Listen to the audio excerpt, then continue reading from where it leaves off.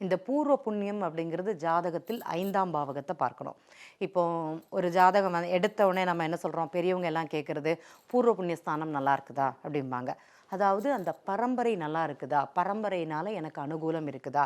இப்போ எங்கள் தாத்தா ஒரு பேரோட புகழோடு இருந்தாங்கன்னா அதோட அனுபவம் எனக்கு கிடைக்கும்.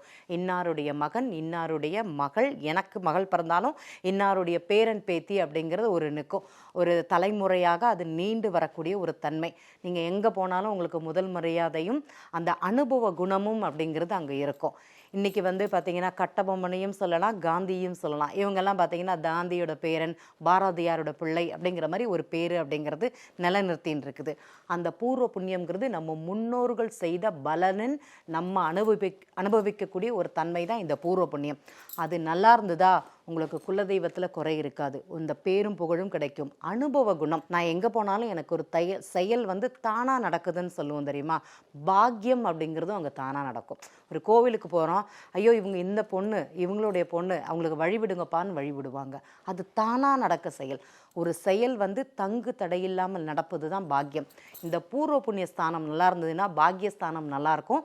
நம்மளை தேடி வரக்கூடிய நிகழ்வுகள்ங்கிறது தானாக கிடைக்கும். நம்ம போய் முன்னாடி நின்று அதை வாங்கி பிடிச்சு கொண்டு வரணுங்கிறது கிடையாது.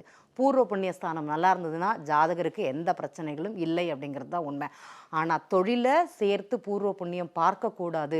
இப்போ தாத்தா பிஸ்னஸ் பண்ணாங்க, அந்த பிஸ்னஸை நான் பண்ணக்கூடாது. அதை வேற யார் கையிலையாட்டி கொடுத்துட்டு நமக்கு பிடித்த தொழில், ஏன்னா எனக்கு உகந்த தொழில், எனக்கு படித்த படிப்புக்கு வேலைன்னு நான் பார்த்தாங்கன்னா அவங்களுடைய பேர் நிலை நிற்குமானா கண்டிப்பாக நிற்கும். இல்லைன்னா தாத்தா கொடுத்ததை பேரம் பண்ணான், பேரை அழிச்சிட்டான் அப்படிங்கிறதான் நிறைய பேர் நம்ம கேட்டிருப்போம். அதுதான் உண்மை.